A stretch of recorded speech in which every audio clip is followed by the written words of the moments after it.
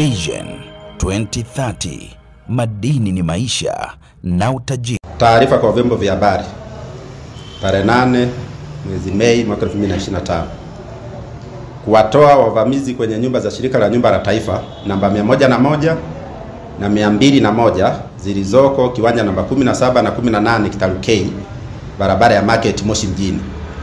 Shirika la nyumba la taifa NHC siku za hivi karibuni limekuwa likitekeleza wajibu wake wa msingi wa kusimamia rasilimali nyumba za taifa ilizokabidhiwa kuzisimamia kwa mujibu wa sheria.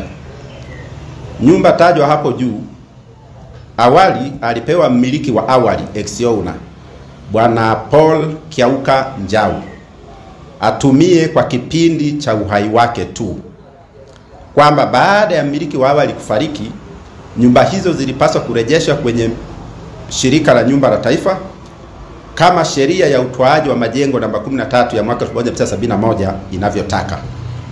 Hivi karibuni shirika mkoa wa Kilimanjaro limebaini kuwepo kwa wavamizi wa nyumba za kuishi tajwa hapo juu. Baada ya shirika kuzitoa nyumba hizo mwezi wa 3 mwaka 2025 mwaka huu, tulibaini kwamba zilikuwa zinatumiwa na watu waliojiita wamiliki wa nyumba hizo.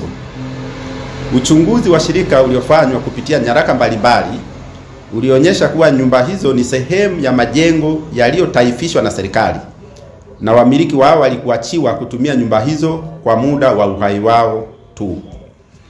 Pamoja na shirika kutoa nyumba hizo ambazo watoto wa mmiliki wa awali walikuwa wakizitumia kinyemela, huku wakijua sio utaratibu unaokubalika kisheria, walipewa notisi ya kuondoka kwenye nyumba hizo ili ziweze kurejeshwa kwenye kumbukumbu za mali za shirika, jambo ambalo wamekaidi hadi leo.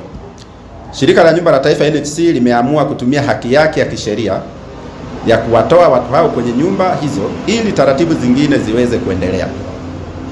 Tunaomba raia wengine wanaotumia nyumba za shirika la nyumba la taifa zilizopaswa kurejeshwa serikalini baada ya wamiliki wa awali kufariki watimize wajibu huo bila kificho, kwa sababu kutokufanya hivyo ni kukiuka sheria ya utoaji wa majengo, yaani the Buildings Acquisition Act namba 13 ya mwaka 1971.